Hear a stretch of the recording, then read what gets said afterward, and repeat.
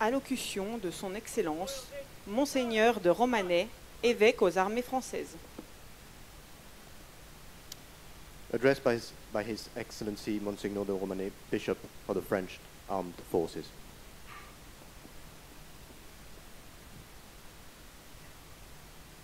Mes chers amis, quelle émotion d'être réunis ce matin pour ce 64e pèlerinage militaire international.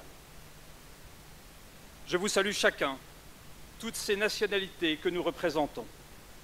Je salue très particulièrement M. Jean Salomon, préfet, qui représente ici l'État. Je salue le général Laval, officier général de zone de défense de Marseille, et je le remercie du fond du cœur pour l'accompagnement par toutes ses équipes, pour l'organisation remarquable de ce pèlerinage militaire international. Je remercie le général Ollier, inspecteur général des armées, qui représente ici le général Burkhardt, chef d'état-major des armées. Je le remercie de sa présence, de sa sollicitude. Je remercie la mairie de Lourdes. Je remercie le recteur des sanctuaires. Je remercie Monseigneur Gallagher, ministre des Affaires étrangères du Saint-Siège, plus proche collaborateur du pape, pour porter au monde une parole de paix, de justice et de fraternité. Ce que nous sommes ce matin sur cette esplanade est absolument exceptionnel par la diversité de nos nations, par la diversité de nos uniformes, par la diversité de nos cultures. Nous sommes ici réunis sous le regard de la Vierge Marie pour vivre une fraternité qui n'est pas simplement le fruit de notre volonté, mais une fraternité qui est reçue parce que nous sommes tous les enfants d'un même Père. Oui, ça va, Jacques, oui. Merveille de la révélation de Dieu en Jésus-Christ, qui nous donne de nous situer tous comme les enfants d'un même Père. Vous le savez, la diplomatie du Saint-Siège est unique au monde dans sa capacité à envisager chaque situation au-delà d'un prisme ou d'un intérêt national. Alors que nous connaissons les difficultés des organisations internationales et de l'Organisation des Nations Unies, le pape est une voix qui ne cesse de parler à la conscience de l'humanité pour nous rappeler nos devoirs les plus essentiels de justice et de solidarité. Le pape, d'une manière prophétique, souligne le danger de notre époque d'une troisième guerre mondiale par morceaux. Et Monseigneur Gallagher, à la tête de la diplomatie pontificale, irriguée par les nonciatures qui, partout dans le monde, viennent porter cette lumière de l'Évangile. Monseigneur Gallagher ne cesse de sillonner la planète pour dire et redire, au nom du pape, au nom de l'Église, au nom de l'Évangile, que notre humanité ne peut vivre et se déployer que dans une authentique fraternité. Mes amis, nous le comprenons bien. Chacun d'entre nous, dans nos missions, nous recevons la très belle responsabilité des forces armées de maîtriser la force pour empêcher la violence. Chacun d'entre nous, nous recevons de notre pays la responsabilité de nous porter au secours des plus petits et des plus faibles, tous ceux qui sont les premières victimes de tous les conflits et de toutes les guerres qui ne cessent de marquer l'humanité. Les militaires détestent la guerre parce que ce sont eux qui la font. Les militaires savent que la guerre, c'est toujours une réalité de sang, de boue, de larmes et de terreur. Et ils sont là pour prévenir cette réalité de violence, pour aider à préparer la paix. Nous savons combien notre monde est marqué plus que jamais de tensions internationales. Nous savons combien tant de pays usent de la force sans retenue. Nous savons combien le droit international est difficilement respecté. La diplomatie du Saint-Siège ne cesse à temps et à contre-temps de dire et de redire le meilleur de la dignité de l'homme et vient aider chacun à dépasser ses intérêts particuliers au service du bien commun de l'humanité. Toutes les grandes questions de notre globe, de notre planète, de notre génération, l'eau, l'air, les ressources naturelles, la biodiversité, le bilan carbone, le climat, ne connaît pas les frontières politiques. C'est tous ensemble que ce monde nous est confié. C'est tous ensemble qu'il nous faut le déployer en ayant au cœur chacun des hommes qui nous sont donnés pour frères.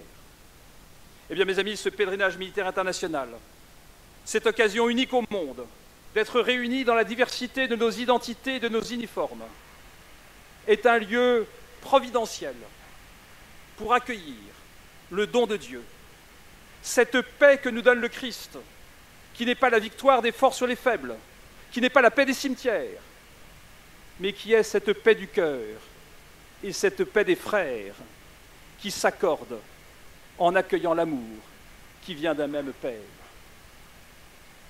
Si notre monde est marqué de tant de tensions, nous le sentons.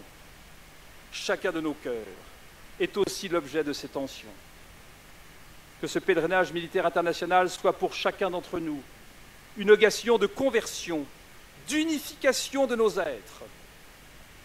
Que nous laissions surgir en chacun de nos cœurs l'aspiration au vrai, au juste, au bien, au beau, que Dieu notre Dieu a mis dans chacun de nos cœurs.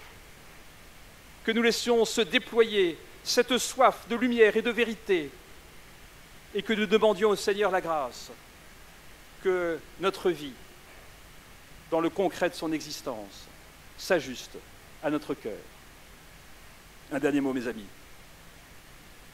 Ce que nous vivons d'une manière exemplaire sur cette esplanade, c'est un témoignage pour le monde. Les images de la célébration que nous sommes en train de vivre, elles vont parcourir la planète. Elles vont dire à tous nos frères les hommes que oui, au-delà de nos cultures et de nos traditions, de nos uniformes et de nos intérêts, une réalité plus grande, plus forte et plus belle nous unit dans cette vie qui vient de Dieu et qui va vers Dieu. Demandons au Seigneur la grâce de nous laisser être touchés et que chacune des célébrations, chacun des instants, chacune des paroles que nous allons entendre durant ces 3 jours soit en chemin pour notre conversion personnelle et que la conversion personnelle de chacun de nos cœurs soit une pierre que nous agitons, que nous ajoutons à la construction du mur de fraternité, des ponts de fraternité que nous voulons édifier entre nous, ici et maintenant, pour le déployer à l'échelle de notre humanité. Que le Seigneur nous bénisse et que ce PMI soit pour chacun d'entre nous une source de grâce et de bénédiction.